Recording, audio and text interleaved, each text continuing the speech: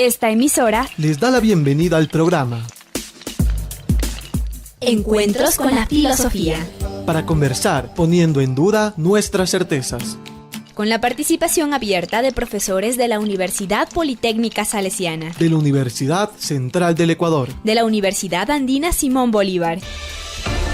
Encuentros con la Filosofía. Se difunde semanalmente por las emisoras universitarias Infinito Digital, Voz Andina Internacional. y Radio Faxo. Abrimos nuestros micrófonos.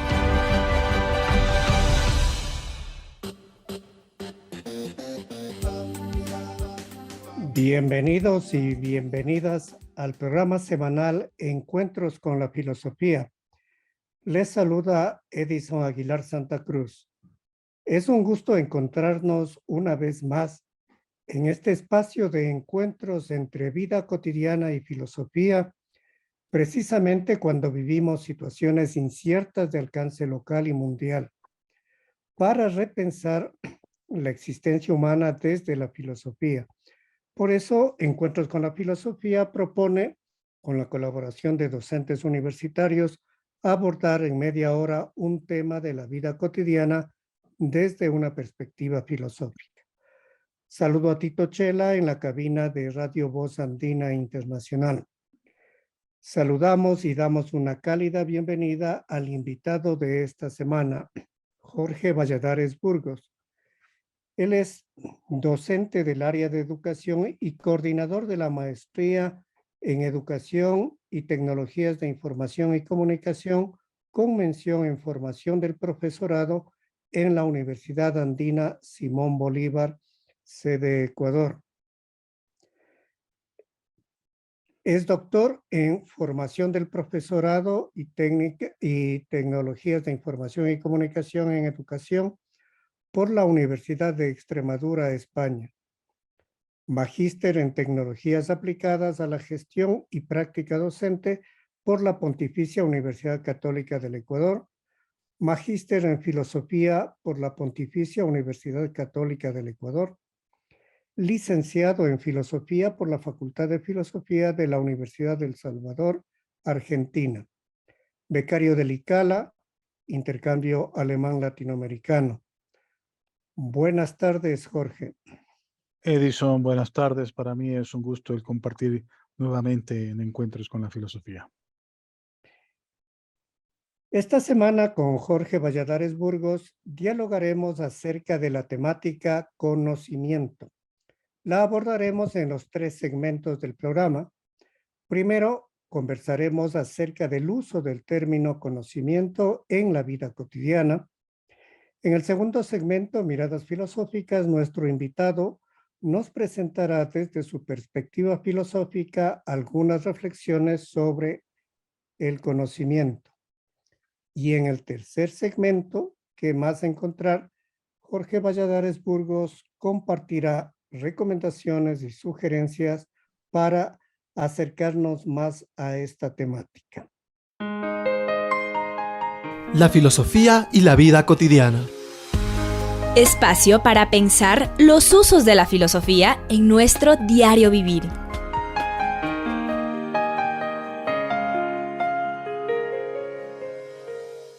Esta semana conversamos con Jorge Valladares Burgos sobre la temática conocimiento.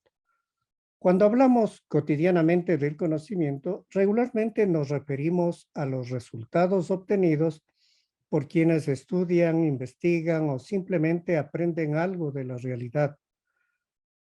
Esos algo calificados como objetos de conocimiento. Es decir, nos referimos a los resultados de esas múltiples relaciones entre los sujetos que conocen y los objetos de conocimiento. De manera implícita, al referirnos al conocimiento, asignamos autoridad al poseedor de ese conocimiento. Por eso decimos que es alguien que sabe, que conoce, pero también asumimos como verdadero el conocimiento resultado de esas relaciones. Verdadero, así sea temporalmente. Con esta breve introducción, preguntamos a Jorge Valladares, ¿cómo se representa o cómo se piensa el conocimiento en la vida cotidiana? Muy bien, Edison. Gracias por tu pregunta. Bueno, yo partiría, ¿no?, en la vida cotidiana, un poco viendo también uno de los orígenes de la filosofía, que responde a una condición antropológica del ser humano. La filosofía nos lleva al asombro y a la curiosidad. Y al asombro ante fenómenos que a lo mejor racionalmente queremos darle una explicación, pero tienen sus límites, ¿sí? Y a la curiosidad por conocer, ¿sí? Y ahí pues quiero citar pues una de las frases que se le atribuye a Sócrates: yo solo sé que nada sé, ¿sí? Y en esa frase, en el fondo, se esconde intrínsecamente esa voluntad del ser humano en función de ir conociendo. Y creo que en la vida cotidiana queremos siempre, pues, conocer, ¿no? La curiosidad que nos despiertan temas que a lo mejor no tenemos una incidencia directa o no tenemos la información, ¿sí? Yo, por ejemplo, quiero conocer mi pasado, quiero conocer a lo mejor, aparte de mis padres, quién fue mi familia. Quiero conocer cómo está el presente, en qué me proyecto, cómo lo hago. Y a su vez quiero también conocer lo que será del futuro. Por lo tanto, ese conocimiento termina siendo intrínseco en nuestra condición humana y evidentemente pues que está dentro de nuestra vida cotidiana, ¿sí? Y vamos a ver que uno de los tipos de conocimiento, que es el conocimiento cotidiano o empírico, me permite desarrollar saberes, actitudes, aptitudes para poder responder a diferentes circunstancias de la vida, ¿sí? Si yo pues tengo que conocer cómo moverme en un espacio público, eso es parte del conocimiento, ¿sí? Si yo a lo mejor necesito a lo mejor conocer cómo funciona mi vehículo, pues tengo que entrar a abrir el motor, la cajuela y conocer pues sus diferentes partes, ¿no? ¿Por qué? Porque el conocimiento nos lleva justamente a poder aprender y comprender una realidad que finalmente trasciende, en este caso, mi encuentro. Por lo tanto, si tenemos que hablar de una primera relación, ya desde un punto de vista más epistemológico, el conocimiento se realiza en esa relación de un sujeto con un objeto del conocimiento. La relación sujeto-objeto es uno de los puntos de partida del conocimiento en la experiencia humana. Muchas gracias, Jorge. Damos paso a nuestro siguiente segmento, Miradas Filosóficas. Las miradas filosóficas. Espacio para examinar enfoques y reflexiones filosóficas. Esta semana, en Miradas Filosóficas, nos encontramos con Jorge Valladares, que en este segmento nos ayudará a mirar el concepto conocimiento. Para ello preguntamos, desde la reflexión filosófica, ¿qué es el conocimiento? Bien, desde la reflexión filosófica podríamos decir que el conocimiento es aquel acto donde un sujeto, ¿sí?, en este sentido, aprehende un objeto. Hay un sujeto que conoce o sujeto cognoscente que finalmente se enfrenta, aborda, aprende un objeto. Y ese objeto implica algo exterior al sujeto. Por lo tanto, sí, ese acto del sujeto por abordar y aprender al objeto es el punto de partida conceptual de lo que podríamos definir como conocimiento. Y evidentemente que desde la filosofía, ¿no?, a partir de ese esquema sujeto-objeto, hay diferentes componentes. En primer lugar está el sujeto, que es la persona cognoscente, que es donde finalmente procesa ese objeto que va a ser aprendido, que sería el segundo elemento, objeto del conocimiento, y esta relación sujeto-objeto se lo hace a través de diferentes mediaciones, ¿no? En primer lugar está la mediación de la experiencia, ¿sí? Lo que nosotros experimentamos como seres humanos desde los sentidos, ¿sí? El color de una planta, el olor de una flor, lo, lo- lo- lo bonito que puede ser un árbol, es parte de esa experiencia, ¿no? Y podemos conocer en este sentido diferentes elementos de la naturaleza. Pero no solamente es el tema de la experiencia, es el uso de la razón. Y la razón implica que de alguna otra manera esa experiencia de los sentidos podemos internalizarla, ¿no?, digamos, desde la propia racionalidad, el modo de pensar para poder representar esa realidad y tener una idea de esa realidad. Y en tercer lugar está el lenguaje, ¿sí? De cómo nosotros podemos comunicar, ¿sí? De alguna u otra manera, ese conocimiento. Cómo le podemos dar un significante, ¿sí? Cómo podemos representarla con una codificación del lenguaje, ¿sí? En función justamente de esa apropiación del objeto por parte de un sujeto. Y esto es interesante, Edison, porque de ahí, a lo largo de la historia, vas a ver que esto es como un péndulo, ¿no? ¿Sí? Entonces, por un lado, tenemos ciertas escuelas, por ejemplo, donde el proceso del conocimiento lo centran más en la realidad, en el objeto, ¿no? Y podemos hablar de una escuela o de un enfoque desde el realismo, ¿sí? Donde es la naturaleza lo que finalmente nos da el sentido de las cosas, lo que vemos, ¿sí? Por otro lado, por ejemplo, está un enfoque más idealista, donde son las ideas, lo que finalmente sustenta la realidad, ¿sí? Y ahí me pongo a pensar en ciertos idealismos, para poder citar algún autor como Hegel, ¿sí? Cuando se habla que en la historia de las ideas finalmente hay un espíritu universal, una fenomenología del espíritu que va marcando, pues, ¿no? La trayectoria histórica de los seres humanos, ¿sí? Por eso la fenomenología del espíritu lo que nos lleva es a pensar en un momento dialéctico. Hoy lo tienes, lo contrario, mañana no lo tienes, y tendrás una nueva superación que sería la síntesis, ¿sí? Hay momentos donde se enfoca más en el uso de la razón y cómo funciona la razón, y ahí tenemos que ver, por ejemplo, en el caso del racionalismo, ¿no? Un poco ese racionalismo de Descartes o Descartes, ¿no? Desde ese plano cartesiano, ¿sí? En función de poder, de alguna otra manera, racionalizar el espacio y el tiempo, ¿sí? Y después terminamos en esa famosa frase que dice, pienso, luego existo, cogito ergo sum, ¿sí? O por otro lado también tenemos el empirismo, ¿sí? Estoy pensando en alguna línea más anglosajona, donde solamente los sentidos son los que nos dan la apropiación del conocimiento a partir de la realidad, ¿sí? Entonces, lo que yo experimento de alguna u otra manera es lo que yo finalmente se me genera para mí un conocimiento, ¿sí?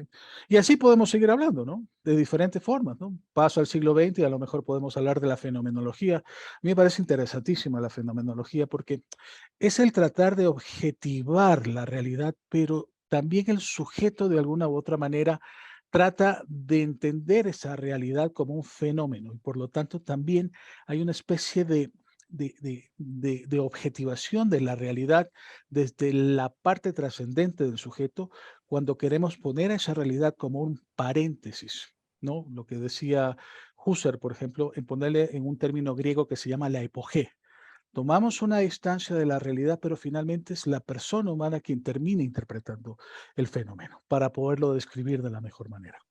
Entonces, insisto, desde la filosofía siempre ha habido estos péndulos entre el sujeto, el objeto, para poder ir viendo diferentes escuelas, enfoques en este sentido de lo que es el conocimiento. Jorge, ¿nos podrías hablar un poco sobre la relación entre el conocimiento con la ciencia como base de la ciencia o como resultado de la ciencia?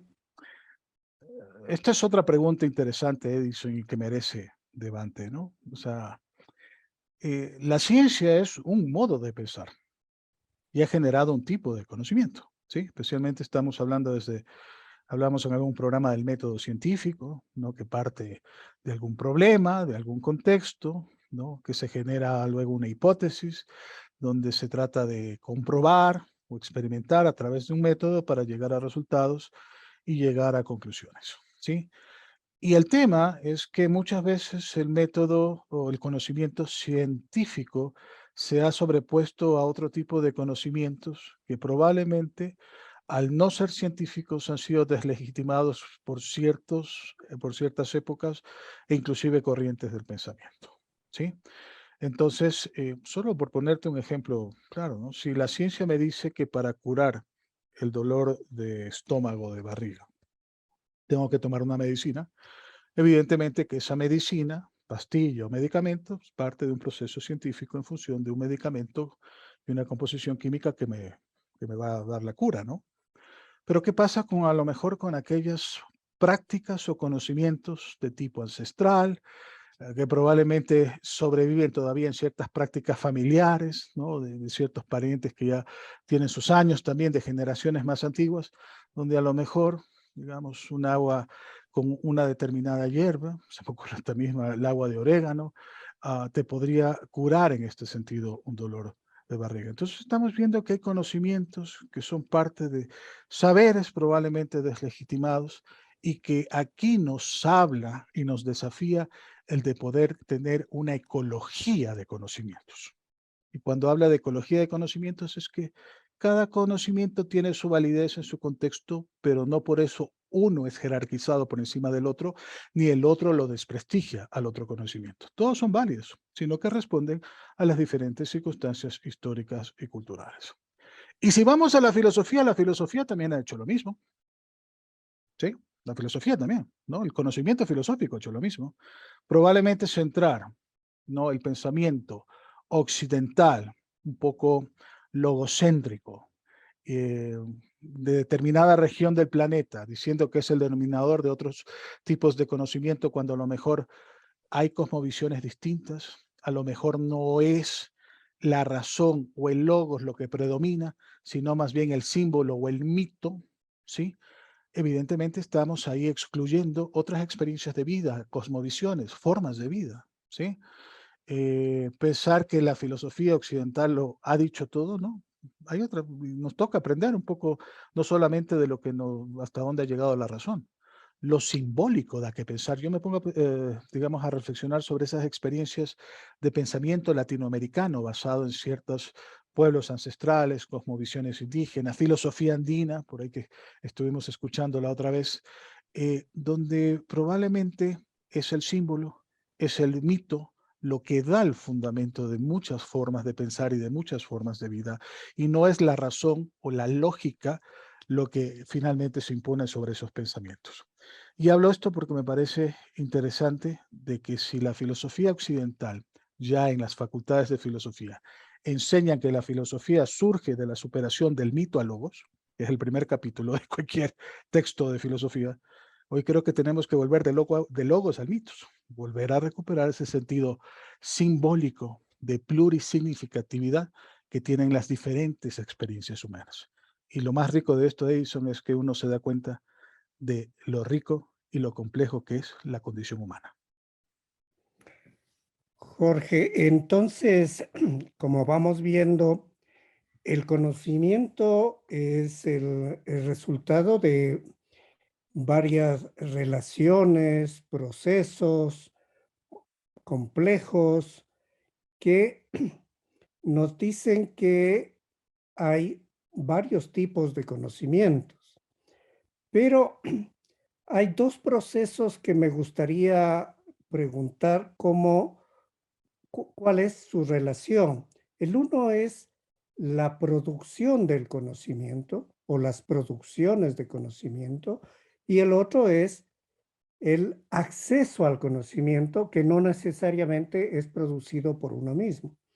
Entonces, estos énfasis distintos entre producción y acceso, lo que nos da el uso, entonces, ¿cómo le ves estas diferencias entre producir y acceder al conocimiento?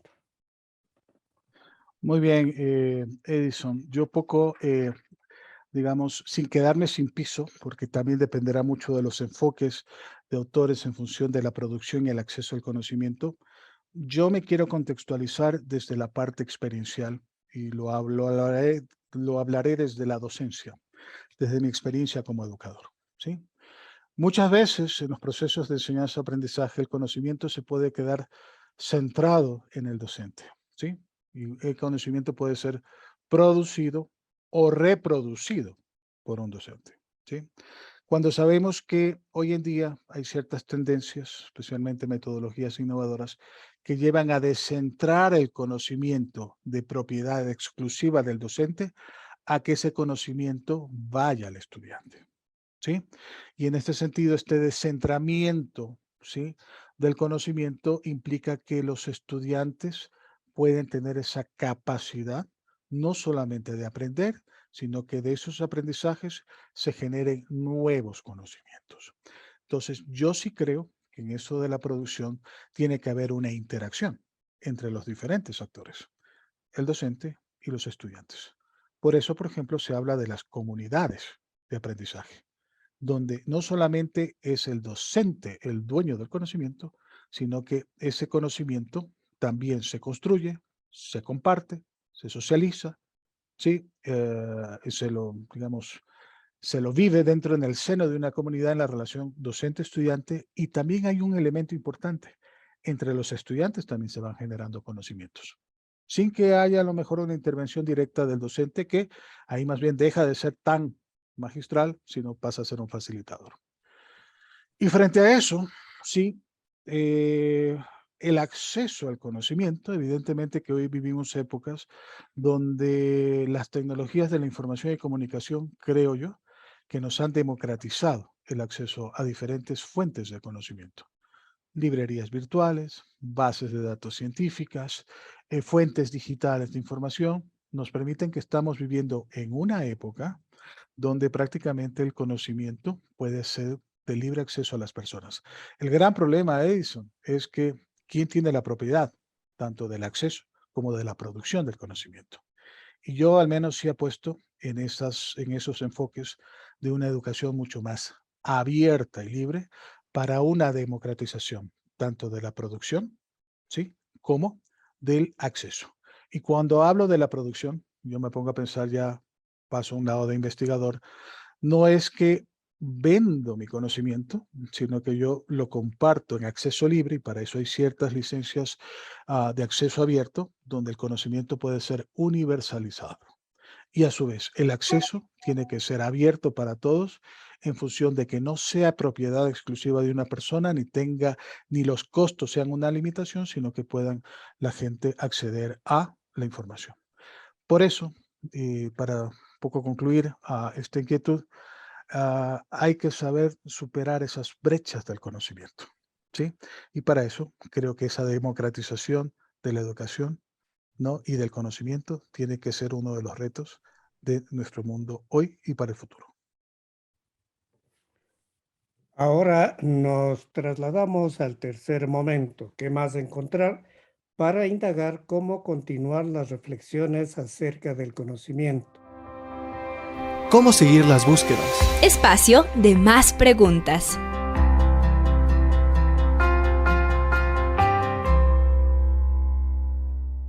Con Jorge Valladares Burgos, en un primer momento conversamos acerca de la comprensión habitual del término conocimiento, luego nos presentó desde su perspectiva filosófica algunas reflexiones sobre el concepto conocimiento. Le solicitamos, ¿qué nos puede recomendar o sugerir para profundizar en esta temática? Muy bien, yo sí creo, vuelvo nuevamente a aquella frase socrática que se le atribuye al filósofo griego Sócrates, cuando dice: yo solo sé que nada sé, ¿sí? Parecería contradictoria, pero en el fondo, insisto, eso nos sitúa a los seres humanos en un punto de partida de estar siempre abiertos al conocimiento. Y creo que si tenemos que encontrar relaciones ya para, a manera de tips o recomendaciones para la vida cotidiana, yo diría siempre, en primer lugar, hay una palabra muy relacionada con el que es el aprender. Jacques Delors escribió un libro que lo editó la UNESCO, que se llama La educación encierra un tesoro. Y hay dentro de ese texto algo que siempre me ha llamado la atención, cuando decía que el aprendizaje no se agota en una institución educativa, ¿no?, o en un centro escolarizado. El aprendizaje es a lo largo de la vida, es para toda la vida, ¿sí? Y de esa misma manera, si el aprendizaje es el primer acceso al conocimiento, el conocimiento está a lo largo de la vida de los seres humanos. Dejaremos de conocer cuando a lo mejor ya nos toque pasar de la vida a la muerte. Y lo otro que me parece interesante es el aprender a aprender. Esto es distinto al aprender, ¿sí? Al aprender sí puedes recibir información, sí puedes conocer, perfecto. Pero aprender a aprender es que a partir de ese conocimiento puedas generar nuevos conocimientos. puedas transformar las realidades, puedas generar nuevos aprendizajes, ¿sí? Probablemente la escuela o la universidad te brindan algunas herramientas para enfrentar tu vida profesional o tu vida de adultez, pero finalmente la capacidad de seguir aprendiendo, de seguir conociendo y generando nuevos conocimientos, nos invitan justamente de que la vida es un continuo aprendizaje y es un continuo bagaje de conocimientos. Y esos conocimientos que uno va generando forman parte de la experiencia de vida. Yo quisiera terminar solamente citando a una autora también española, Adela Cortina, cuando habla que esos conocimientos terminan convirtiéndose luego en los saberes humanos, ¿sí? Es la sabiduría humana la que finalmente hace que esos conocimientos pues tengan un impacto integral en la vida. Finalmente le preguntaría a un docente como ti, em, ¿qué, qué decimos cuando hablamos de autoaprendizaje y autoconocimiento? Bien, más se usa, digamos, en el lado pedagógico lo que es el aprendizaje o aprendizaje autónomo, ¿sí? ¿Y qué es el aprendizaje autónomo? Es cuando el estudiante se empodera de su propio aprendizaje sin intervención del docente ni de un par, ¿sí? Entonces, por ejemplo, tienen una actividad de aprendizaje autónomo, tienen que realizar una lectura, una lectura de tal texto. Bueno, digamos, bajo mi responsabilidad y en mis propios tiempos, yo realizo la lectura, ¿sí? Podemos hablar de un aprendizaje autónomo, ¿sí? Podemos generar una autoevaluación cuando uno mismo no es evaluado por el docente ni tampoco es evaluado por un par, sino uno mismo hace su evaluación. Esa autonomía que tiene el aprendizaje implica que le estamos dando libertad y responsabilidad al estudiante, ¿sí? Y esto me parece que muchas veces este tipo de evaluación, que a lo mejor en ciertos enfoques más cuantitativos no nos termina de convencer, pero tiene mucha importancia, porque es el momento que lo hacemos protagonista y responsable de su propio aprendizaje. Y el autoconocimiento, sí, evidentemente que, aunque no se lo utiliza, digamos, mucho, pero entiendo el sentido de esta palabra, que es que el estudiante continúa aprendiendo y generando nuevos conocimientos fuera de los tiempos establecidos en un régimen escolar.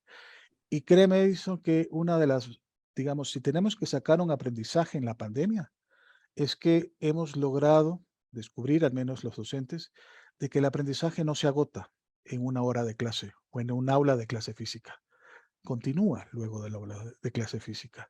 Y hay que motivar al estudiante que siga él generando sus propios conocimientos y motivándose a generar y a descubrir otros tipos de conocimientos, que no a lo mejor no están en la planificación docente, pero sí que a lo mejor le van a ayudar mucho en su perfil de egreso, en su vida futura y, por qué no, en su contexto actual.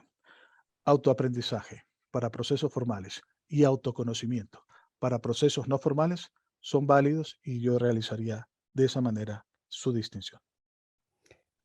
¿Y qué decir del conócete a ti mismo? Punto de partida fundamental, ¿sí?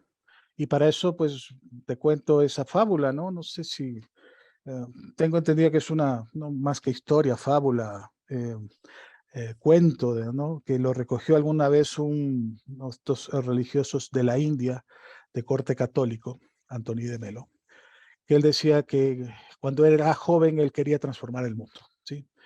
Quería transformar el mundo y quería luchar por las causas sociales, ¿no? Pero fueron pasando los años y después dijo, bueno, pues la realidad parece que fuera igual, así que quiero que mi familia cambie, mis seres queridos cambien, mis vecinos cambien, ¿no? Siguieron pasando los años y parecía que la realidad se mantenía igual.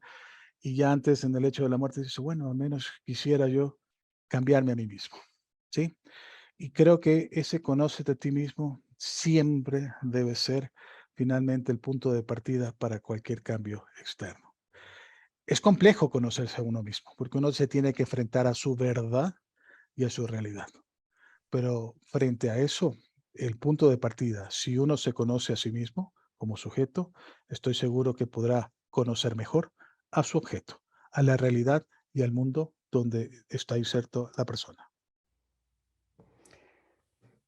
Muchas gracias, Concluimos este encuentro semanal con la filosofía con nuestro agradecimiento a ustedes radioescuchas, al invitado de esta semana, Jorge Valladares Burgos, y a Tito Chela en la cabina de Radio Voz Andina Internacional. Recuerde, recibimos sus comentarios y sugerencias al correo electrónico encuentrosconlafilosofía@gmail.com. Hasta el próximo encuentro con la filosofía. Agradecemos su sintonía a Encuentros con la filosofía. el programa que impulsa el filosofar como acción compartida desde las radios universitarias. Les invitamos a compartir las próximas emisiones de Encuentros con la filosofía por esta emisora.